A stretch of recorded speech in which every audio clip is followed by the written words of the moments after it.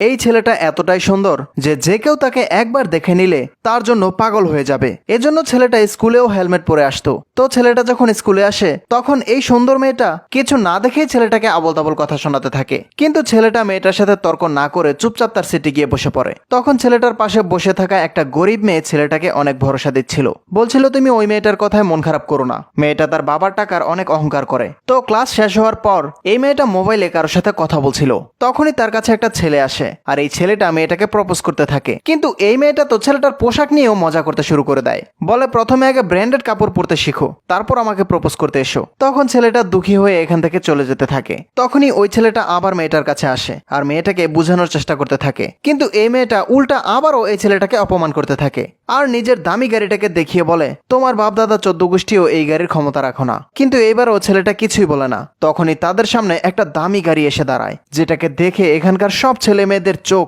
খোলাই থেকে যায়। তখনই গাড়ি থেকে একটা গার্ড বের হয়ে আসে আর এই ছেলেটাকে গাড়িতে উঠে বসতে বলছিল। কিন্তু এটা দেখে তো এবার এই মেয়েটার বিশ্বাসই হচ্ছিল না। কিন্তু আমরা বুঝতে পারি এই ছেলেটা এই শহরের সবচেয়ে ধনী ব্যক্তির ছেলে ছিল।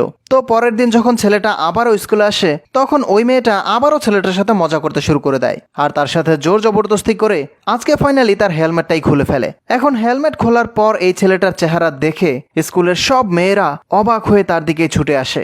আসলে তারা বুঝতে পেরে যায় এই ছেলেটা এই শহরের সবচেয়ে ধনী ছেলে ছিল। পরের দিন এই মেয়েটা ওই ছেলেটার বাড়িতে যায়। আসলে এই মেয়েটার বাবা ওই ছেলেটার বাবার খুব ভালো বন্ধু ছিল, তাই ছেলেটার বাবা চাইছিল তার ছেলে যেন তার বন্ধুর মেয়ের সাথে বিয়ে করে নেয়। কিন্তু ছেলেটা তো তৈরি ছিল না। সে তার বাবাকে বলছিল এই মেয়েটা শুধু টাকাকেই পছন্দ করে আর টাকাই ভালোবাসে, আমি আমার পার্টনার হিসেবে এমন মেয়ে চাই না। তো আমরা দেখতে পাই পরের দিন ছেলেটা ক্লাসে গিয়ে ওই মেয়েটার সাথেই কথা বলতে থাকে যে মেয়েটা প্রথম দিন ছেলেটাকে ভরসা দিয়েছিল।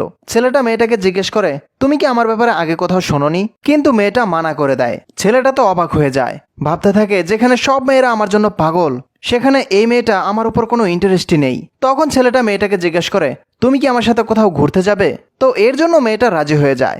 এরপর মেয়েটা ছেলেটার সাথে যেখানেই যাচ্ছিল আশেপাশের সবাই তাদের দুজনকেই দেখছিল।